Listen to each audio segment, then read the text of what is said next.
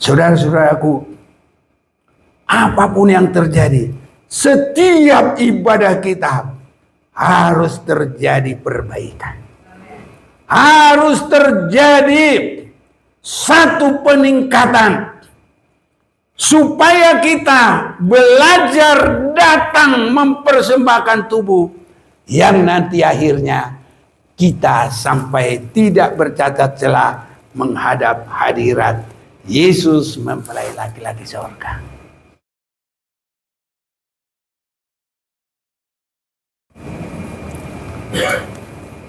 Puji Tuhan, kita bersyukur kepada Tuhan. Tuhan beri kesempatan bagi kita untuk beribadah.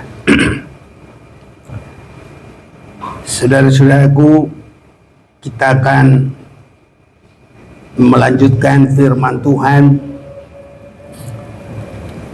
dari Roma pasal yang ke-12.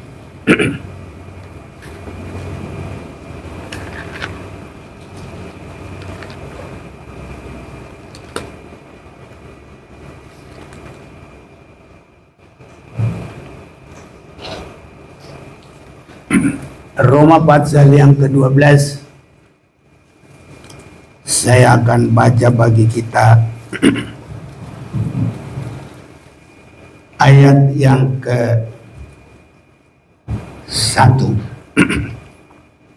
Karena itu saudara-saudara, demi kemurahan Allah aku menasihatkan kamu supaya kamu mempersembahkan tubuhmu sebagai persembahan yang hidup, yang kudus, dan yang berkenan kepada Allah. Itu adalah ibadahmu yang sejati. Kita akan baca bersama 1, 2, 3. Karena itu saudara-saudara, demi kemurahan Allah aku menasihatkan kamu supaya kamu mempersembahkan tubuhmu sebagai persembahan yang hidup, yang kudus, dan yang berkenan kepada Allah. Itu adalah ibadahmu yang sejati. Yang pertama kita perhatikan, mempersembahkan tubuh dan persembahan yang hidup, yang kudus, dan yang berkenan kepada Allah. Itulah ibadah kita yang sejati. Saudara-saudara yang kekasih, ini menunjukkan ibadah yang hidup ini bukan satu hal yang seperti mempersembahkan satu barang. Kalau kita mempersembahkan satu barang itu ya, kalau itu ibarat binatang, ya itu ada hidup. Tapi yang dimaksud di sini semua barang itu termasuk yang mati. Apakah itu sapi, lembu, atau lembu sapi, atau kambing domba ya. Itu dianggap satu hal yang mati. Tapi kalau hidup ini satu yang berkembang. Jadi mempersembahkan tubuh itu harus ada perkembangan. Mempersembahkan tubuh yang pertama, kita akan masuk dalam satu dipisahkan dari keduniawian, dipisahkan dari dosa. Ini saudara-saudaraku Sebab Tuhan kita itu tidak akan bersekutu dengan segala dosa, kenajisan. Itu sebabnya kalau kita mau melihat di dalam Yesaya pasal yang ke-59, dosa disebut adalah pemisah. Yesaya 59, sesungguhnya tangan Tuhan tidak kurang panjang untuk menyelamatkan, dan pendengarannya tidak kurang tajam untuk mendengar. Tapi yang merupakan pemisah antara kamu dan Allahmu ialah segala kejahatanmu, dan yang membuat dia menyembunyikan diri terhadap kamu sehingga ia tidak mendengar ialah segala dosamu. Jadi ini saudara-saudaraku,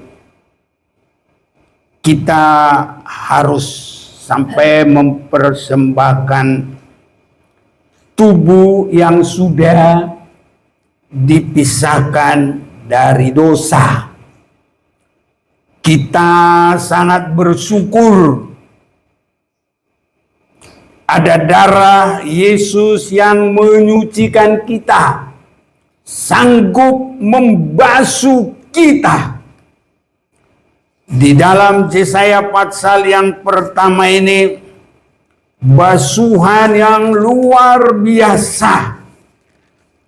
Ayat yang ke-18, Yesaya 1 ayat 18, marilah kita berperkara firman Tuhan. Sekalipun dosamu merah seperti kirmisi, akan menjadi putih seperti salju. Sekalipun berwarna merah seperti kain kesumba, akan menjadi putih seperti bulu domba. Ini saudara-saudaraku yang kekasih, kemurahan Tuhan bagi kita di dalam Yesus Kristus. Penyucian darah Yesus membuat kita begitu bersih.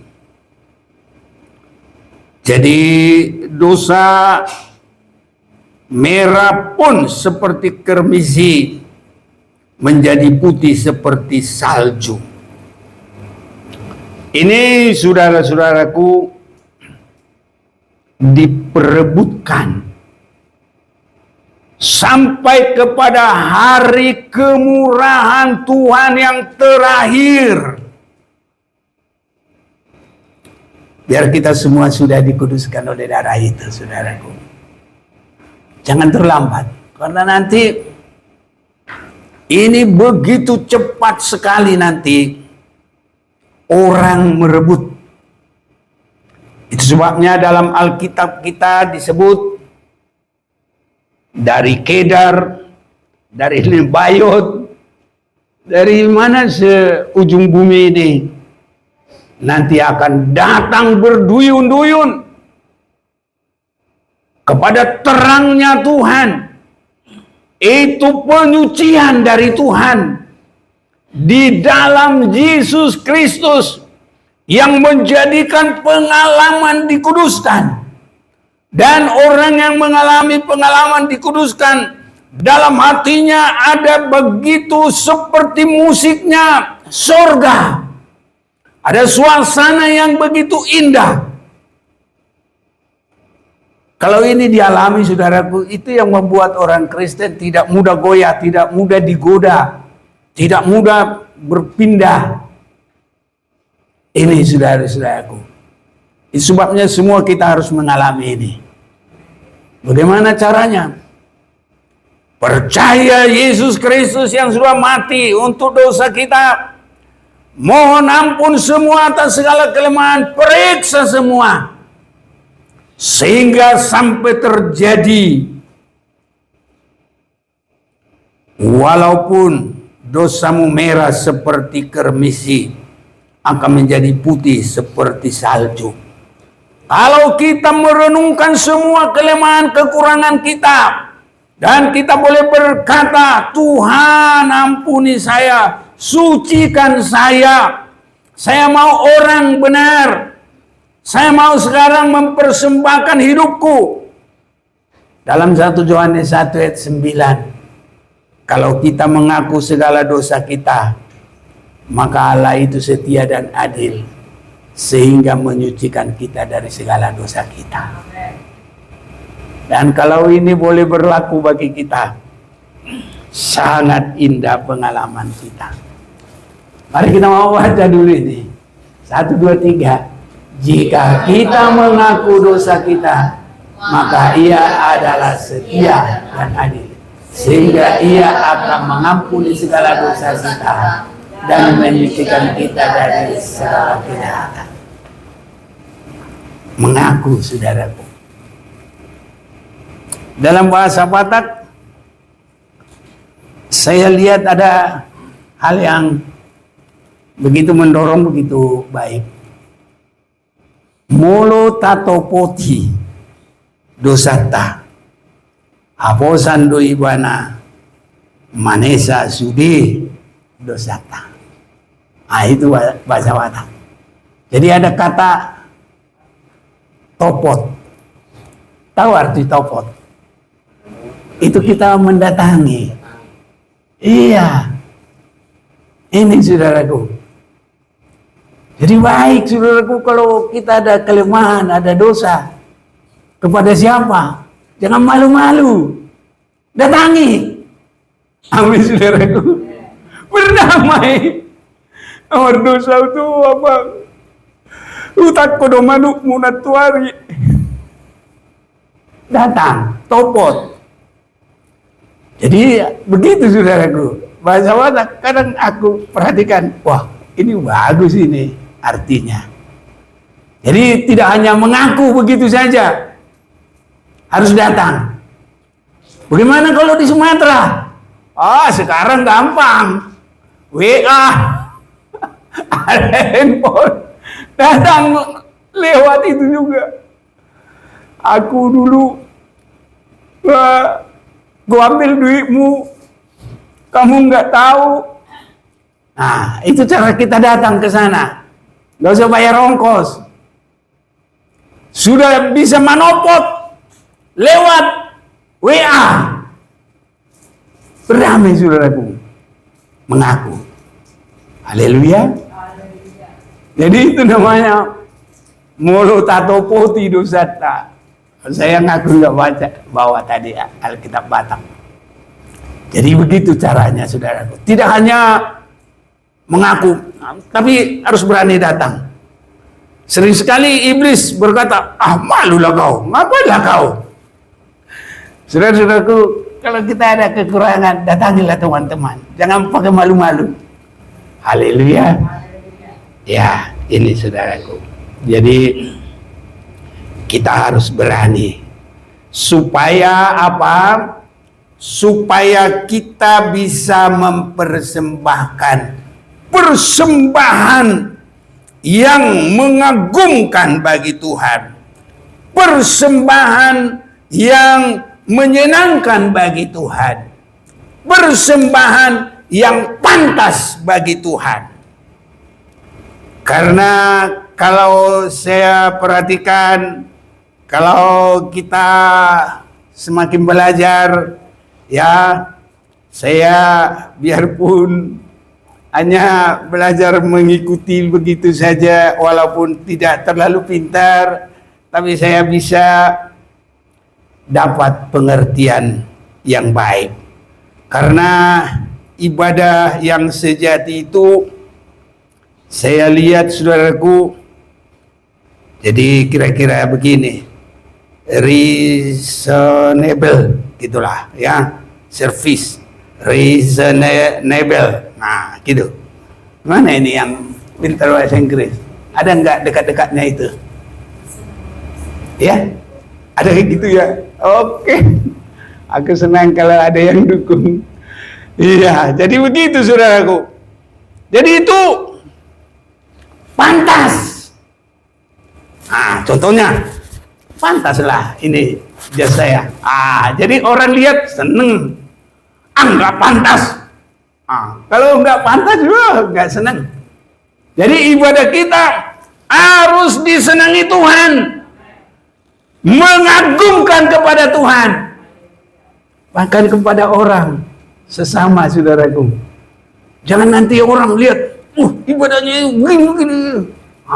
Kalau kita nggak mengagumkan saudaraku, repot. Makanya di dalam suratan apa ya, raja-raja begitu ya, kagumnya Ratu Seba. Satu raja-raja ya, 10 ya. Coba dulu kita lihat. Nah, kita akan baca dulu saudaraku. Apa tadi? Ngomong dulu, siapa yang mantap dulu? Ya, reasonable service. Harus begitu. Ini saudaraku, jadi itu pantas, mengagumkan, menyenangkan, harus sampai begitu.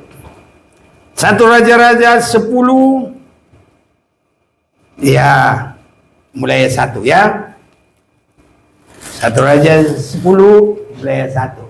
Ketika Ratu Negeri Seba mendengar kabar tentang Salomo berhubung dengan nama Tuhan. Nah, ini ibadahnya. Maka datanglah ia hendak mengujinya dengan teka-teki. Lanjut. Ia datang ke Yerusalem dengan pasukan pengiring yang sangat besar, dengan unta-unta yang membawa rempah-rempah, sangat banyak emas dan batu permata yang mahal-mahal. Setelah ia sampai kepada Salomo, dikatakannya segala yang ada dalam hatinya kepadanya. Terus, dan Salomo menjawab segala pertanyaan ratu itu. Bagi raja tidak ada yang tersembunyi yang tidak dapat dijawabnya untuk ratu itu. Lanjut. Ketika Ratu Negeri Seba melihat segala hikmat Salomo dan rumah yang telah didirikannya, makanan di mejanya, cara duduk pegawai-pegawainya, cara pelayan-pelayannya melayani dan berpakaian, minumannya dan korban bakaran yang biasa dipersembahkannya di rumah Tuhan, maka tercenganglah ratu itu. Inilah yang reasonable itu tadi. Ya, mengagumkan. Haleluya. Nggak boleh ibadah biasa-biasa, saudaraku. Nah, itulah. Harus sampai ibadah kita terlebih kepada Tuhan. Bahkan juga kepada sesama juga. Kalau kepada Tuhan, Tuhan senang. Kalau kepada orang, menyanyi dia. Ku ingin apa ya? Tetap di sini menikmati bait-Mu. Ku ingin tetap di sini dan memandang indah wajah. Kalau ibadah kita sudah mengagumkan. Tapi kalau ibadah kita salah-salah, ributlah apalah. Kita enggak sopan, saudaraku. Kita cuek sama orang. Dan kalau ada yang baru, salam, saudaraku. Engkau saudaraku, katakan kepadanya sampai dia terkagum-kagum. Wah, jemaat Maranatha indah, enak, mengagumkan. Haleluya, saudaraku. Jadi Tuhan senang, orang juga senang. Ini saudaraku, kalau dia lihat nanti, wah, kelihatannya cuek-cuek, sombong-sombong, aku nggak senang deh di situ. Beda saudaraku. Tapi ini dia sampai tercengang. Ini saudaraku, semua cara kita menyanyi, cara kita menghadapi orang, cara kita main musik, pokoknya semua cara kita harus sampai menyenangkan. Kiranya Tuhan tolong kita mempersembahkan tubuh ini secara di sini, tetapi nantinya bagaikan ataupun mempelai wanita bisa mempersembahkan hidupnya sepenuh bagi mempelai laki-laki. Ini sasaran kita. Kita diterima dalam suasana yang sangat indah. Wahyu 19 mulai ayat 7. Ayo.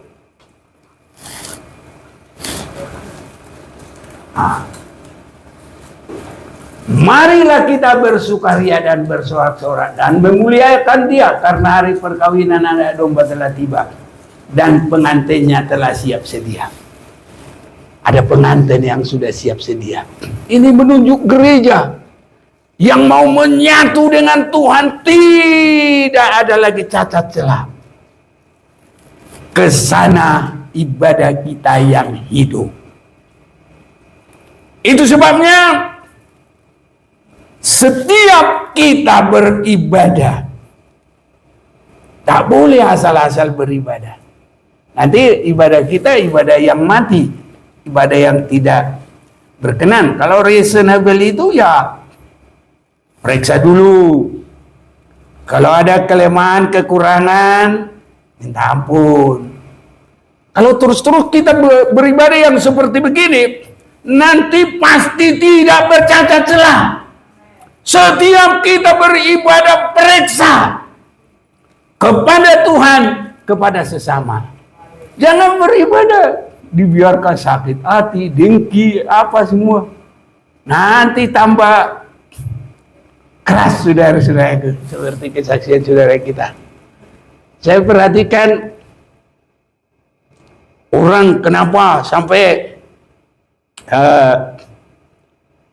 pecah pembuluh darah. Itu pertamanya makanan-makanan yang tidak bisa dihentar ke dalam sasaran, ke seluruh tubuh, mulai lengket sedikit dalam urat. Urat. Nanti kalau dia semakin di situ menumpuk, wah, terjadilah varises. Kalau sudah varises, jantung nggak beres lagi, nggak kuat lagi memompa. Ini saudaraku. Jadi setiap kita dengar firman Tuhan, mari berusaha melakukan. Jangan biarkan menempel, saudaraku. Nanti kalau itu jalan, wow, udah keras kayak apa. Kalau itu diurat nadi, wah, pecah pembuluh darah. Jantungnya mati, nggak kuat lagi mompa, saudaraku. Saya lihat begitu. Makanya dengar, lakukan. Dengar, lakukan. Sampai kita memiliki ibadah yang mengagumkan. Haleluya, saudaraku. Nah ini. Sampai kita memiliki pandangan yang pantas. Kiranya Tuhan tolong kita, saudara-saudaraku. Kalau orang lihat kita pantas semuanya.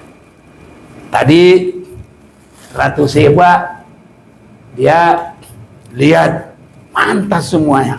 Pakaiannya pantas. Apalagi kita baca lagi. Makanan di mejanya, pantas semua. Cara duduk pegawai-pegawainya, ini harus sampai diperhatikan ini. Saya dulu, pendeta saya, dia belum istri saya dulu. Saya cuma main juk aja, gitar. Nah, jadi gini saya langsung dari mewah turun kaki gitu, saudaraku. Karena sebenarnya ya cuma menopang gitar itu aja biar enak begitu. Tapi itu pun nggak boleh sama pendeta saya. Turun gitu. Tanya dia gitu pendeta saya dulu. Ambon di Jawa Timur. Saudara-saudaraku, semua harus baik. Cara duduk pegawai-pegawainya, cara pelayan-pelayannya melayani, dan berpakaian. Kita perhatikan ini semua, harus sampai mengagumkan. Nah, minumannya, ini korban bakarannya yang biasa dipersembahkan di rumah Tuhan. Ya kalau kita kan nggak pakai itu. Satu, ya perdamaian kita.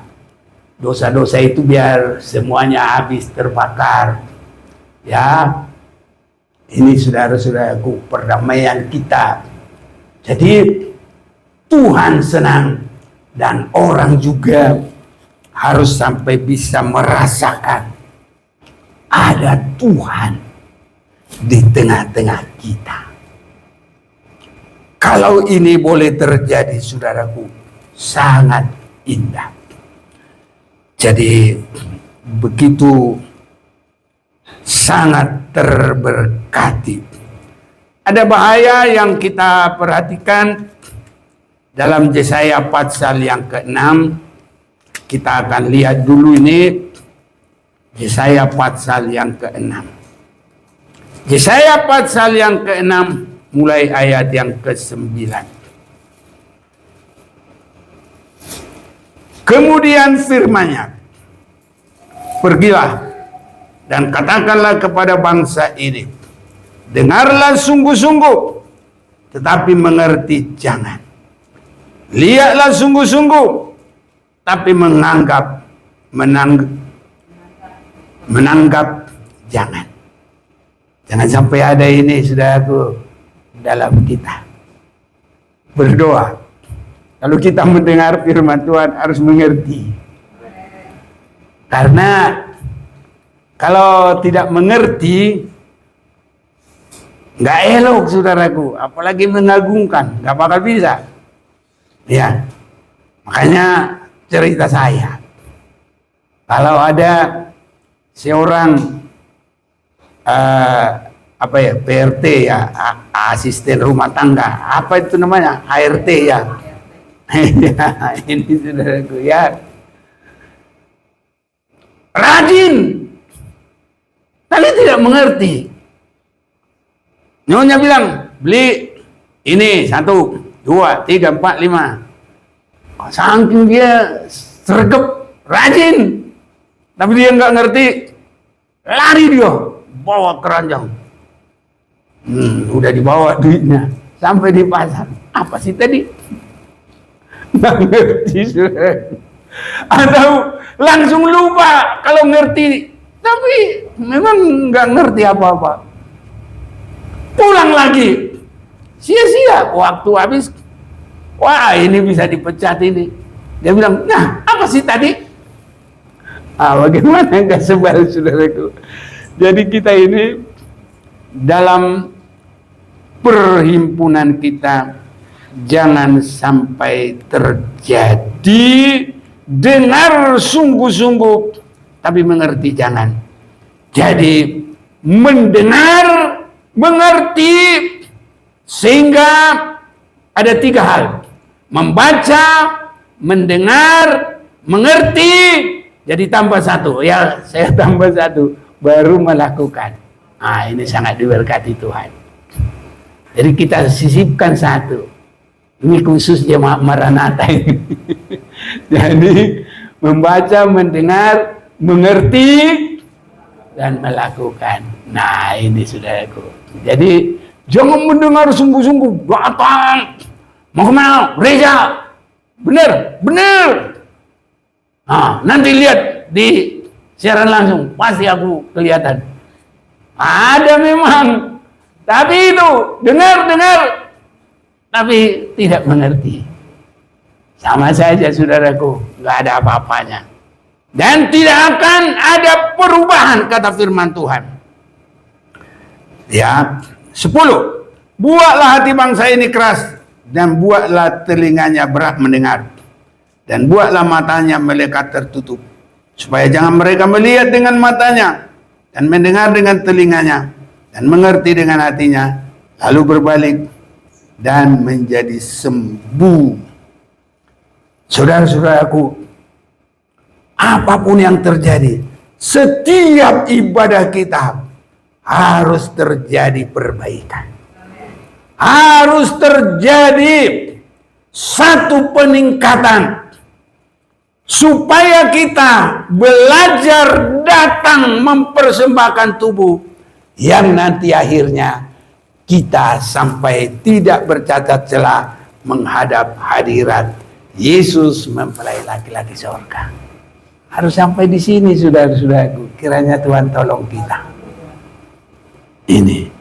Jadi sasaran mempersembahkan tubuh itu, ibadah yang sejati itu adalah ya supaya kita boleh siap mempersembahkan tubuh bagi Yesus mempelai surga. Wahyu 19 tadi kita sudah baca belum? Sudah ya? Baru 7 ya? Mana tadi? Wahyu 19.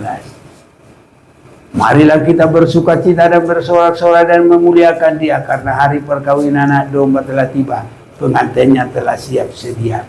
Terus, dan kepadanya dikaruniakan supaya memakai kain linen halus yang berkilau-kilauan dan yang putih bersih. Linen halus itu adalah perbuatan-perbuatan yang benar dari orang-orang kudus. Jadi ibadah kita harus berkembang, saudaraku. Semakin baik perbuatan kita, harus begitu. Sebab kalau tidak, nanti pakaian kita tidak ada yang pantas, tidak ada yang mengagumkan, malah nanti jadi kebencian. Corok, saudara-saudaraku. Nanti orang bilang bau, usir. Tapi kita, saudaraku, harus mengagumkan. Bagi Tuhan, bahkan bagi manusia sekalipun. Kesana persembahan tubuh kita, kalau tiap hari ibadah kita ini membawa perubahan kepada perubahan. Itu sebabnya di dalam 2 Korintus pasal yang ke-6 ayat 16 apa 18? Coba kita lihat dulu. Mana dia? 2 Korintus 4 ya? 4:18. Coba 16 ya. Sebab itu kamu tidak taruh hati, meskipun lahirnya kami semakin merosot, namun manusia batinnya kami dibaharui dari sehari ke sehari. Ini paling teliti kalau kita di dalam ibadah yang benar. Jadi 2 hal. Pakaian kita secara jasmani kita buat pantas, kita buat menarik, tapi bukan untuk manusia, untuk pantas guna hormat kemudian bagi nama Tuhan. Ini saudaraku, sebab ada orang berpakaian untuk manusia, menarik hati orang, tapi ini supaya kita mengagumkan bagi Tuhan. Dan orang juga tahu, wah, orang ini berhikmat dengan hikmat Tuhan. Karena pakaian kita ada dalam sopan, ada di dalam indah, ada di dalam hormat, sampai mulia, bahkan nanti terlebih sampai kepada pakaian rohani kita. Pakaian rohani kita adalah perbuatan-perbuatan yang benar dari orang-orang kudus. Tadi Wahyu 19 itu ya kan? Adalah perbuatan-perbuatan yang benar dari orang-orang kudus.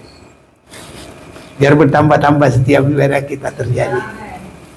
Oh ini saudaraku, kalau ini ibadah yang sejati. Kalau nanti terus beribadah, bisa menyanyi hari lepas hari bertambah-tambah, bukan indahnya. Kalau nggak bertobat jeleknya. Tapi bagi kita bertambah-tambah indahnya. Haleluya. Karena reasonable itu tadi adalah pantas, mengagumkan, menyenangkan. Betul enggak ini? Iya, reasonable.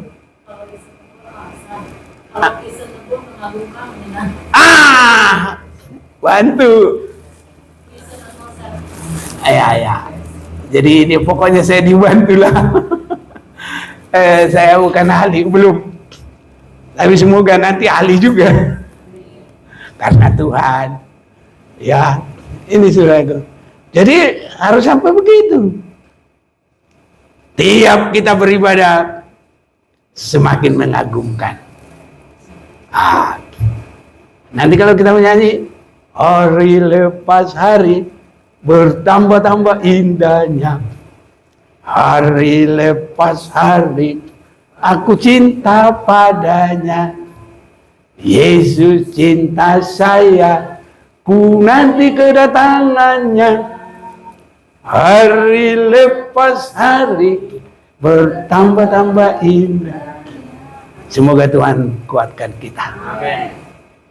Semakin indah dalam semuanya hubungan kita dengan Tuhan, hubungan kita juga dengan sesama.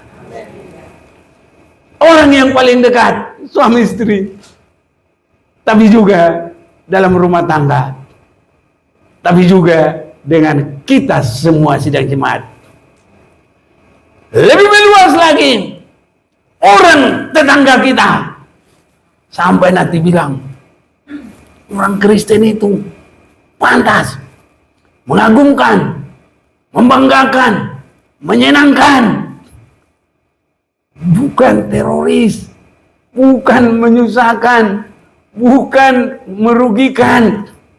Bila perlu kita berani berbuat baik kepada mereka, sampai mereka tidak akan melupakan kebaikan-kebaikan yang kita lakukan. Kesaksian Kristen yang sangat baik.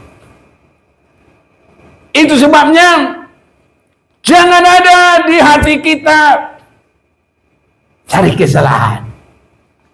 Kalau seandainya dapat kesalahan, kita doakan. Amin. Baik, saudaraku.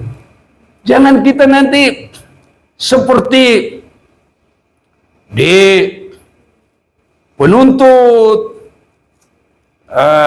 apalagi penuntut itu lawyernya lawan. Semua yang dicari tidak pernah cari kebaikan. Selalu yang dicari apa? Kesalahan. Kalau begini suami istri hancur deh. Langsung bisa ini bubar. Tapi kita doakanlah. Haleluya saudaraku. Syukuri kalau ada kebaikan. Tapi kalau sudah ada kebencian, kebaikan segudang apapun, dia tutup semua. Yang ada hanya apa? Kesalahan. Semoga itu jangan terjadi. Ini saudaraku. Kalau ada kesalahan, kita doakan. Tapi kalau ada kebaikan, akui. Haleluya. Orang yang bisa bersyukur adalah yang melihat kebaikan. Kalau kita tidak merasakan kebaikan Tuhan, bagaimana bersyukur? Ini. Jadi kalau sesama kita nggak pernah mengakui kebaikan orang lain, kalau suami istri begitu bubar. Nah, jadi harus adil. Kalau ada dosa, kita berdoa supaya Tuhan perbaiki. Tapi kalau kebaikan, syukuri. Terima kasih. Ini baru bisa adil, saudaraku. Dan ini baik. Nah ini, apapun kebaikan, pokoknya yang dilihat salah. Pokoknya yang dilihat salah. Ini pengacara lawan ini. Selalu hanya cari kesalahan. Saudara-saudaraku, tapi kita harus mensyukuri anugerah. Jangan malah kita, kalau ada orang diberkati, iri, dengki. Tapi siapapun kalau diberkati Tuhan, kita syukuri. Tinggal kita gampang berdoa. Tuhan, ya kalau bahasa Batak, unak tinggalhon, unak salpuyau, nang bileo ko tudongan, lehon nang dia. Enak itu. Jadi tinggal kita berdoa. Kalau dia engkau berkati, berkati juga saya. Haleluya. Kalau di tempat lain, kalau belum ada penyucian dalam hatinya, dilihat ayam orang 14 ekor berjejer. Wih, hitam-hitam sama dengan induknya. Senang dia. Tapi benci juga. Berani dia beli putas. Mati semua ayam orang. Saudaraku, kalau kita harus mensyukuri semua hal yang baik. Ini saudaraku, jangan iri, jangan dengki. Dan nanti pasti Tuhan juga memberkati kita. Ini saudaraku, jadi syukuri. Orang yang tidak mensyukuri kebenaran, kebaikan seseorang, itu dalam dirinya tidak ada keadilan. Dan dia hanya sebagai pengacara lawan. Pengacara lawan itu dia bilang apa? Jangan sampai kasih tahu kebaikannya. Jangankan kebaikannya, titelnya saja jangan bilang. Jangan sebut. Itu jahatnya bukan main. Titel saja bisa disembunyikan. Begitu saudaraku kalau sebuah kebencian yang sangat dalam. Itu sebabnya harus pantas mengagumkan, menyenangkan, mensyukuri. Harus semakin ada dalam kehidupan kita. Jangan seperti lawyernya orang lain. Lawan perkara yang dia kerjakan hanya cari kesalahan. Wah, terlalu jahat lah, ya kan? Kalau tahu juga lihat kesalahan saudara-saudara kita, mari kita berdoa supaya Tuhan mengampuni. Ini sangat baik. Dan saudara-saudaraku, ibadah yang mengagumkan itu, kita dengar firman Tuhan, jangan sampai tersimpan dalam arti untuk tidak melakukan. Karena plak-plak yang diurat manusia itu dari bisa vitamin, bisa makanan, bisa gizi yang tidak tersalurkan. Nah itu, jadi nanti dia semakin nempel, akhirnya uratnya udah kepenuhan, putus saudaraku. Pecah. Kalau urat itu pecah, ya itulah susah. Dulu ibu gembala untuk Tuhan masih tolong, kalau nggak ada Tuhan mati juga saudaraku. Dokter kan sudah bilang, apa tadi? Mati, stroke, hilang ingatan selama-lamanya. Ini, itu tumpat itu pembuluh darah. Jadi pembuluh darah rohani kita, dengarkan firman Tuhan, berdoa, Tuhan mampukan saya jadi pelaku firman. Ini saudaraku, sampai kita memiliki ibadah yang mengagumkan, persembahan yang benar kepada Tuhan, untuk kita bisa nanti menjadi mempelai daripada Tuhan. Jadi sangat berbahaya kalau mendengar tidak mengerti, mendengar tapi tidak menjadi pelaku. Tuhan sendiri memberikan satu yang bukan berkat bagi dia, tapi yang tidak diingini manusia. Saya ulang baca aja, saya 6 ini.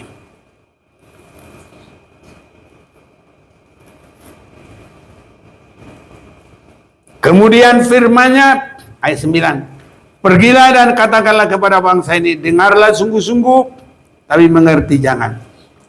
Lihat sungguh-sungguh, tapi menanggap jangan. Buatlah hati bangsa ini keras, buatlah telinganya berat mendengar, buatlah matanya melekat tertutup, supaya jangan mereka melihat dengan matanya, dan mendengar dengan telinganya, dan mengerti dengan hatinya, lalu berbalik dan menjadi sembuh. Jadi tidak ada lagi perubahan.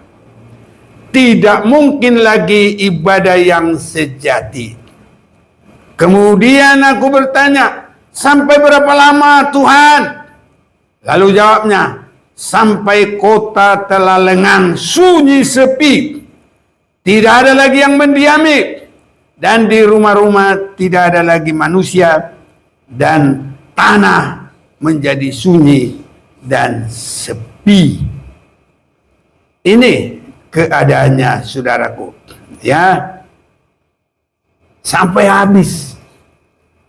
Satu-satunya jalan bagi kita harus menerima kebenaran-kebenaran dari Tuhan, dan untuk kita hayati dan kita lakukan, sehingga itu menjadikan kita bagaikan 7 jemaat yang sudah terkoreksi, bersih. Kalau dalam tubuh kita ini semua saraf-saraf itu bersih, urat-urat itu bersih, pernapasan juga plong, saudaraku. Badan nggak ada pegal linu. Tapi kalau sudah di dalam badan ini udah lengket lah ini, itulah sumbat lah ini, wow, sampai nanti stroke lah semuanya. Jantungnya bisa pecah juga, saudaraku, dari pembengkakan, hancurlah semuanya. Itu sebabnya biar kita dikuduskan dan biar kita berkembang di dalam ibadah kita. Dalam Yesaya 11 kita akan masih baca. Saya akan mengajak kita memperhatikan ayat yang kelima. Di dalam kehidupan yang sudah dikuduskan dan di dalam pendengaran yang baik dan kita mau melakukan, ia tidak akan menyimpang dari kebenaran dan kesetiaan, seperti ikat pinggang tetap terikat pada pinggang. Ini harus sampai terjadi di dalam hidup kita. Pantas, mengagumkan pada tempatnya dan dalam penggunaan yang sesungguhnya. Begitu, saudaraku, ibadah yang benar. Dan harus benar-benar sesuai dengan apa yang disampaikan.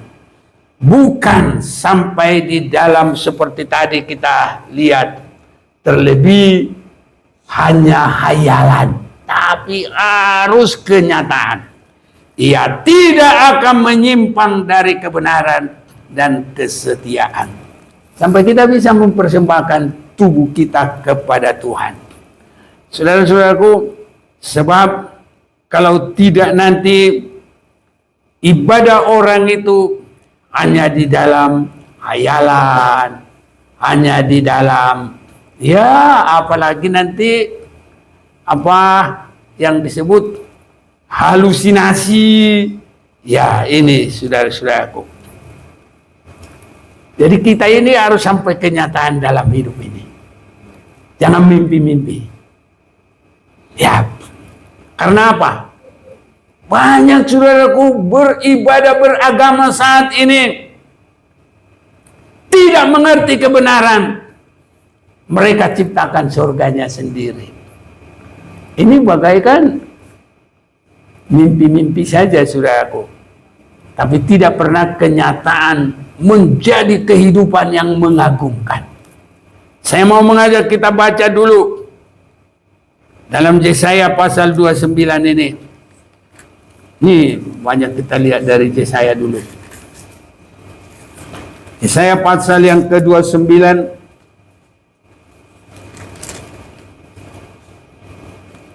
Kita akan membaca ayat 8. Seumpama seorang yang lapar bermimpi ia sedang makan. Ini artinya bermimpi sudah baik, tapi kenyataannya tidak baik, saudaraku. Begitulah kira-kira. Ya, jadi bermimpi juga sudah makan. Nanti kalau bangun, apa kenyang, saudaraku? Enggak, malah tambah lapar. Karena tadi pikir sudah makan, tahu makan dalam mimpi. Jangan ibadah mimpi saudaraku kita ini. Jangan ibadah hayalan. Harus jadi kenyataan. Karena harus nyata. Menyenangkan Tuhan. Mempersembahkan hidup. Menjadi mempelai wanita surga. Saya baca itu. Wahyu pasal yang ke-14 itu. Penebusan itu benar-benar sampai membawa kita dewasa rohani. Dan tidak bercacat celah. Itu anugerah Tuhan bagi kita. Bangsa Israel karena pilihan, tapi kita karena anugerah Tuhan. Itu sebabnya harus nyata firman itu, harus nyata kita berpengalaman saudaraku, mempersembahkan hidup yang sudah dikuduskan. Baru hidup itu lewat ibadah yang benar. Setiap ibadah kita membawa perbaikan, membawa pembaharuan. Jangan kita pulang ibadah tanpa ada perbaikan. Semoga Tuhan tolong kita. Ini saudara-saudaraku. Jangan nanti semua dalam suasana mimpi. Yesaya 29 tadi saya belum selesai baca. Pada waktu terjaga, perutnya masih kosong. Wah, kasihan. Atau seumpama seorang yang haus, bermimpi ia sedang minum. Pada waktu terjaga, sesungguhnya ia masih lelah. Kerongkongannya masih dahaga. Demikianlah halnya dengan segala pasukan bangsa-bangsa yang berperang melawan Gunung Sion. Itu artinya yang tidak taat kepada firman Tuhan. Karena di dalam Yesaya pasal 2, Yesaya lagi. Gunung Sion itu adalah tempatnya firman pengajaran Tuhan. Jadi kalau tidak sungguh-sungguh mau taat, ya begini, ibadahnya seperti mimpi saudaraku. Jadi dia bilang, aku baik. Tapi dalam mimpi, kenyataannya tidak baik. Aku sudah benar. Dalam mimpi, kenyataannya tidak benar. Orang lihat tidak menyenangkan, tidak mengagumkan. Padahal ibadah kita harus mengagumkan, harus menyenangkan, harus dalam suasana yang pantas. Kalau orang lihat pantas, waduh. Nanti orang bilang, kalau laki ganteng amat, bah. Kan gitu. Kalau perempuan apa? Cantik banget, bah. Gitu saudaraku. Nah, kalau rohani kita, Tuhan pandang, katakan demikian. Ibadah kita bukan ibadah mimpi, tapi ibadah yang nyata. Ibadah itu hari demi hari semakin bertambah indahnya. Biar semua kita merebut berkat yang seperti itu. Kalau itu ada, wah, segala berkat bisa tercurah bagi kita. Ini saudara-saudaraku. Tadi kita sudah baca habis ya? Belum. Nah, pasukan bangsa-bangsa yang berperang melawan Gunung Sion. Jadi itu artinya yang tidak senang pengajaran, yang tidak taat kepada firman, yang tidak mau ibadah yang benar, selalu bertentangan dalam hatinya.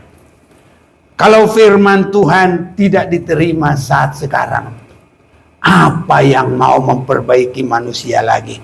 Dengan apa dia mau memperbaiki lagi?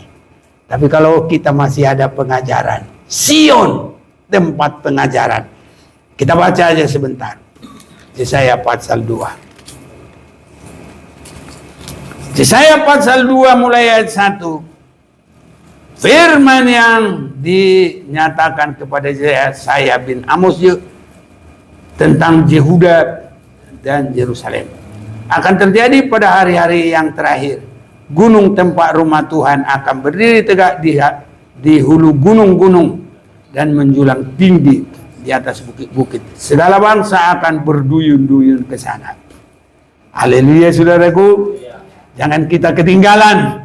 Banyak suku bangsa akan pergi ke sana berkata, mari kita naik ke gunung Tuhan, ke rumah Allah Yakub, supaya ia mengajar kita tentang jalan-jalan Tuhan. Kenapa saya katakan Tuhan? Karena N itu di tengah kalimat. Dan supaya kita berjalan menempuhnya. Sebab dari Sion akan keluar pengajaran dan firman Tuhan dari Yerusalem. Jangan saudaraku kita tolak. Jangan tidak suka. Jangan rasa muak. Nanti jadi menolak. Nah, ini menolak ini bahaya saudaraku. Ya, Tuhan akan memeranginya nanti.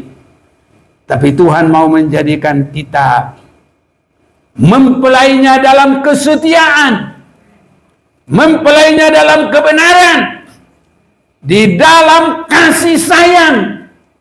Tuhan mengasihi kita dan kita mengasihi Tuhan. Enak saudaraku.